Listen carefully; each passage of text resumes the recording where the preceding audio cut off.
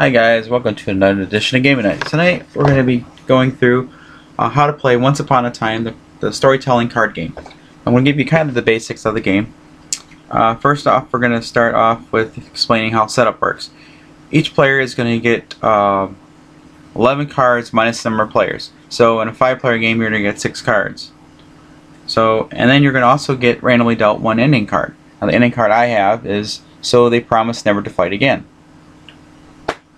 So I have to essentially work to that goal to get a story developed and have no cards in my hand and be able to play this card and thus end the story. But everyone has to agree on it.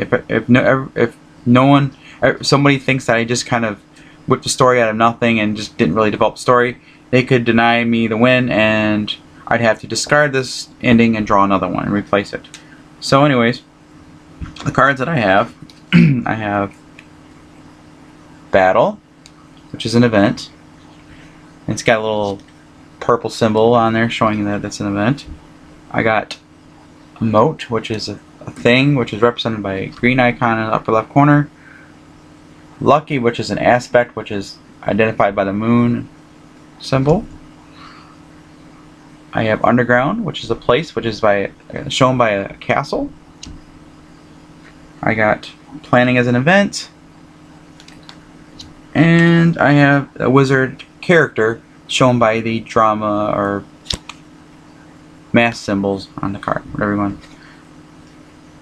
So one person would be decided to be the storyteller, opening storyteller, so they would develop the story. So just for the sake of this video, I'm going to start it. So you say you start off like, once upon a time there was a kingdom. This kingdom was very peaceful.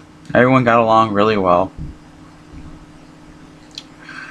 And they had a strange visitor come in. They had a wizard that just walked into town. Everyone was pleased with the wares that the wizard was bringing. He had magic that no one else has ever seen. So with that, they decided to welcome him to the kingdom to stay. So they were planning on having a Renaissance festival in his honor. They were selling potions. Now I said potion. Now if someone had a card potion, they could play this and interrupt me. So then my turn would be over and I would draw another card. So that's one way someone can interrupt me.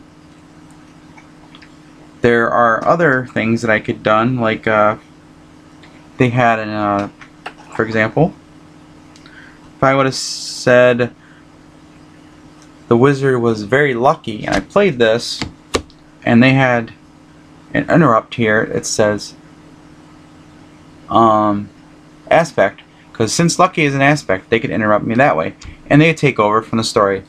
Now I could also voluntarily give up and pass, and then when I pass, it goes to the next player to my left.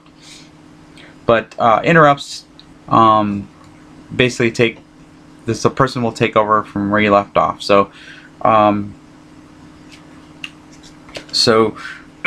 then while I'm trying to get my story, I can start developing it. Then they'll go and they'll tell their story. And if they say a word that I have a card of or interrupt, let's say they played a thimble as a thimble is a thing. And I happen to have a interrupt that said thing on it, I could play that one. So it's always good to have interrupts in your hand, and you can tell very easily what they say interrupt on it. And eventually someone's going to tell a story now and finish it. Now the game rule says you can play no more than one card per sentence, but to me, a sentence is a very loose term, and this game is more about the story and trying to develop it, and not just rapid fire. So I could do some, if I really, someone could literally just take all their cards and start playing. Like there was a castle with a moat, and in the moat they had a giant battle with a wizard, and the wizard was merciful.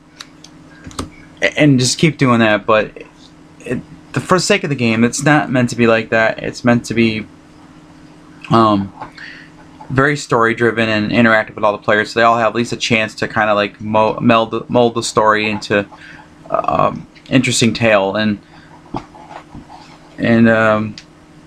it's always good to hold on to some cards, to the interrupt cards, to try to get the story back, because sometimes someone might try to steer the story into a direction, might kill off one of the characters you need to keep alive, and so then you'd have to try to figure out a way to mold the story and all that. So it's a very interesting game for that matter. It's very story driven, being all about being creative and having a good time. So it's not really meant to be really a game where you'd be really competitive with. So for the most part, that's pretty much how you play the game. If you have any questions, feel free to leave a comment. I'll best help you guys with any questions that you may have. So once again, thanks for watching. You guys have a wonderful night.